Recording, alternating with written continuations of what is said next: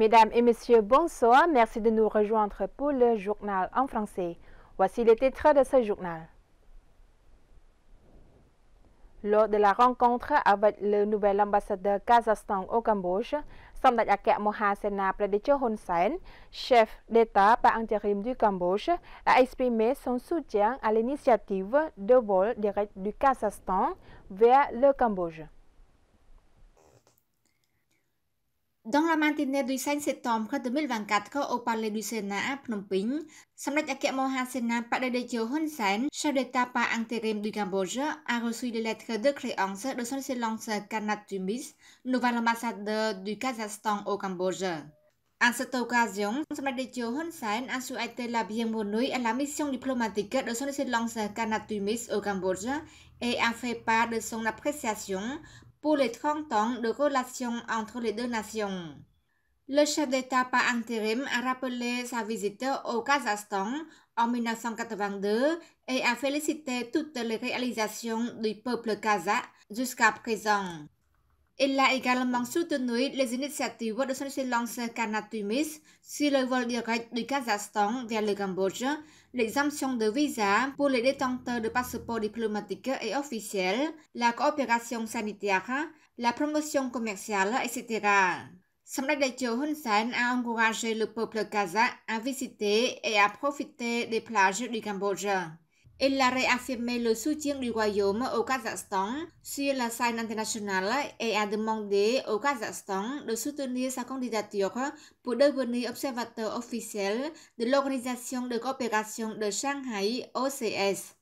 Pour sa part, son Excellence Kanat Tumis a hautement apprécié les relations entre le Cambodge et le Kazakhstan au cours des 30 dernières années et a informé Samdech Hun Sen de la situation actuelle dans son pays. Monsieur l'ambassadeur a hautement apprécié son engagement à promouvoir davantage le commerce et le tourisme, en particulier le vol direct du Kazakhstan vers la province de Prey Sihanouk au Cambodge pour stimuler le tourisme et les échanges culturels entre les deux nations.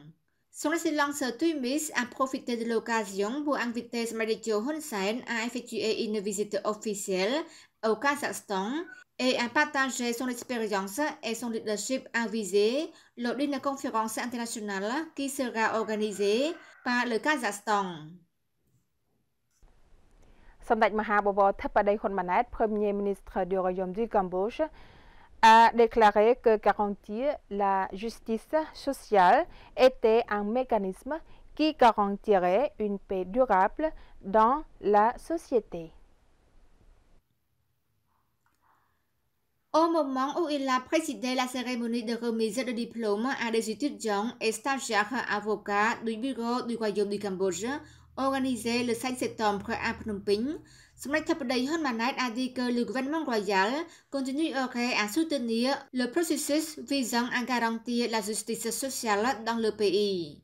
Samdech Theppaday a ajouté que le gouvernement royal du Cambodge dépensait environ 2 900 millions de riels, environ 725 000 dollars américains par an, pour garantir la prestation d'une assistance juridique aux personnes défavorisées et vulnérables, en particulier aux femmes et aux enfants. Dans le même temps, le gouvernement royal a continué de promouvoir la réforme judiciaire pour assurer l'harmonie et la justice sociale, a-t-elle réaffirmé.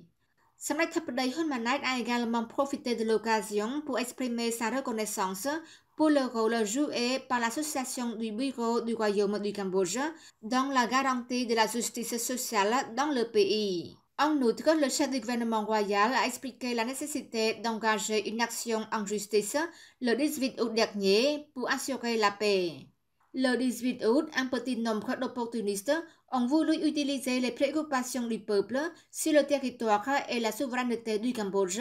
et les transfert en excuses pour renverser le gouvernement royal, dont le gouvernement royal doit engager une action en justice pour empêcher le cercle historique de ne se reproduire,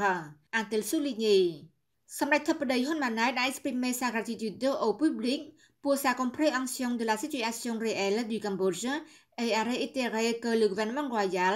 devait prendre des mesures afin de garantir l'ordre public, la stabilité sociale et la vie normale de la majorité de la population. Son Excellence Son Chanthol, vice-premier ministre et premier vice-président du Conseil pour le développement du Cambodge, a présidé la 28e réunion du comité mixte Cambodge-Japon. Le vice-premier ministre Sun Chanthol a informé de la coordination du Conseil pour le développement du Cambodge pour écouter et participer à la recherche de solutions pour tous les investisseurs, non seulement pour les investisseurs japonais, mais pour tous les investisseurs d'autres pays. Il a également souligné les progrès d'un an d'investissement privé dans la 7e législature du gouvernement royal et les efforts du Conseil pour le développement du Cambodge dans la mise en place de la technologie numérique pour faciliter l'investissement. Son Excellence l'ambassadeur du Japon au Cambodge a remercié le gouvernement royal du Cambodge pour avoir écouté attentivement et participé à la résolution des préoccupations des investisseurs soulevées par les investisseurs japonais lors de la réunion du comité conjoint entre le Cambodge et le Japon jusqu'à présent, faisant de ce forum un mécanisme modèle qui sera également utilisé par le gouvernement royal du Cambodge avec d'autres pays. Lors de la 28e réunion du comité mixte Cambodge-Japon, la réunion a discuté activement des sujets couvrant la fiscalité, la logistique, l'énergie, le commerce, la sécurité et les ressources humaines. Son Excellence le vice-premier ministre Sun Chanthol a exhorté les ministères et institutions concernées du gouvernement royal du Cambodge à coopérer avec les parties concernées pour résoudre en temps opportun les demandes et les défis proposés par les institutions privées et parvenir à des solutions maximales pour les investisseurs avant la prochaine réunion dans les 6 prochains mois. La 13e réunion du Conseil national de la protection sociale s'est déroulée sous la présidence de Son Excellence Akek Bandar Saphecha Onpomaniruat, vice-premier ministre, ministre de l'économie et des finances et président du Conseil national de la protection sociale.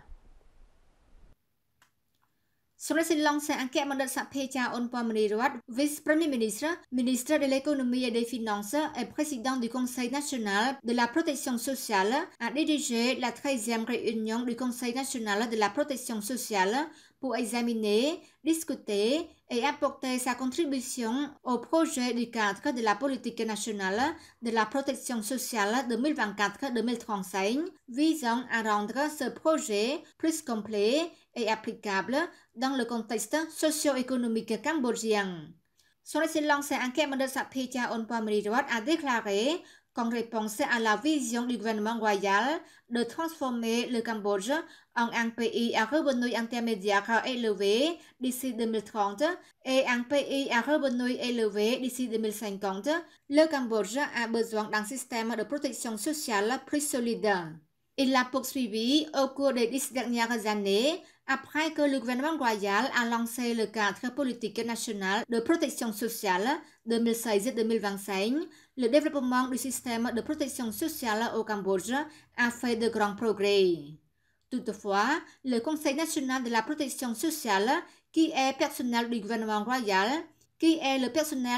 royal, a coordonné les politiques et les stratégies qui ont été mises en œuvre dans le passé afin que le cadre politique national de protection sociale 2024-2035 soit concentré et cohérent afin de développer le système de protection sociale cambodgien pour atteindre une nouvelle étape plus solide et efficace dans sa mise en œuvre.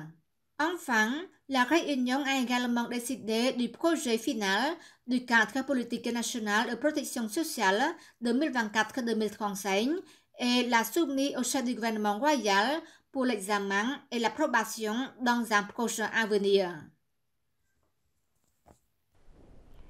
Son Excellence Hun Mani, vice-premier ministre et ministre de la fonction publique, a présidé l'annonce des résultats du recrutement des fonctionnaires du ministère du Développement rural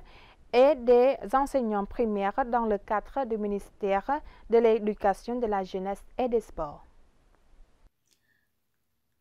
Le 5 septembre 2024, la commission du concours du ministère de la fonction publique a annoncé les résultats du concours de recrutement des fonctionnaires du ministère du développement rural et des enseignants primaires dans le cadre du ministère de l'éducation, de la jeunesse et des sports, sous la présidence de son Excellence le vice-premier ministre Hormani, ministre de la fonction publique et président de la commission d'examen.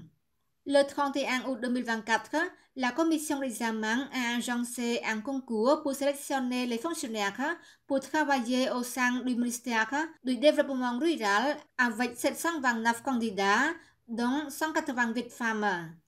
Pour les résultats du 5 septembre, la commission d'examen a sélectionné 6 finalistes. Dans le même temps, il y a au total 26 candidats de réserve. Par ailleurs, le 1er septembre 2024, la commission d'examen a préparé un concours de sélection des enseignants primaires dans le cadre du ministère de l'Éducation, de la jeunesse et des sports avec 10 511 candidats, dont 33 candidats handicapés et 23 femmes. À travers les 2 épreuves d'écriture, la commission d'examen sélectionnera seulement 200 candidats pour travailler dans le cadre du ministère de l'Éducation, de la jeunesse et des sports. C'est la fin de ce journal. Mesdames et messieurs, merci de nous avoir prêté attention. Très bonne soirée sur TVK. Bon week-end.